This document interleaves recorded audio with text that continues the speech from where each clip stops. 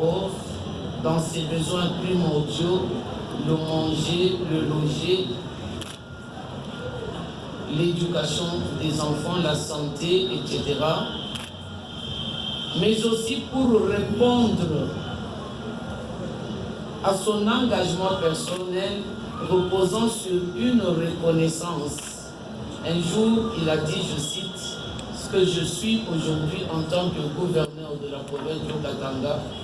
est aussi le fruit de l'agriculture. » Parce qu'il a eu des parents qui étaient cultivateurs, qui l'ont élevé, qui l'ont éduqué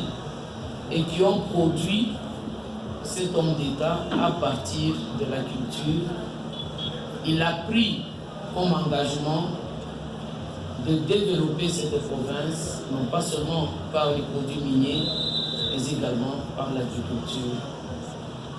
Voilà pourquoi il s'est lancé dans l'encadrement des cultivateurs, lequel encadrement a disposé pour les associations des cultivateurs des engrais, des semences, et c'est à partir de cette aide que ces derniers, ayant reçu le produit de leur champ, ont rétrocédé à la province de 30% de leur récolte. Et c'est à partir de ces 30% de la récolte que Son Excellence, Monsieur le Gouverneur, a pensé alléger le besoin de la population en fournissant de la farine de maïs à un moindre prix,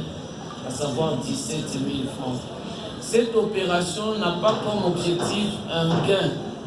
c'est-à-dire avoir des bénéfices. Au contraire, lorsque nous mettons en ligne de compte tout ce que la province a mis à la disposition des cultivateurs, les frais inhérents à la vente et à l'acheminement de cette farine et le prix auquel nous vendons cette farine, c'est vraiment une opération sociale, si nous pouvons dire ainsi, dans le souci qu'a le gouverneur de la province du Haut-Katanga de venir auprès de la population, d'écouter les besoins de la population, de résoudre les problèmes de la population. C'est sa manière à lui de soutenir la vision du chef de l'État. Je voudrais que pour ce temps, nous puissions acclamer cet homme qui a su relever le défi du chef de l'État et disposer pour la population de cette famille après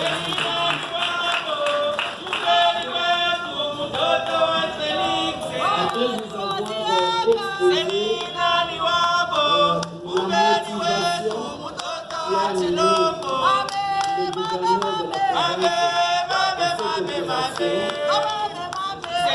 de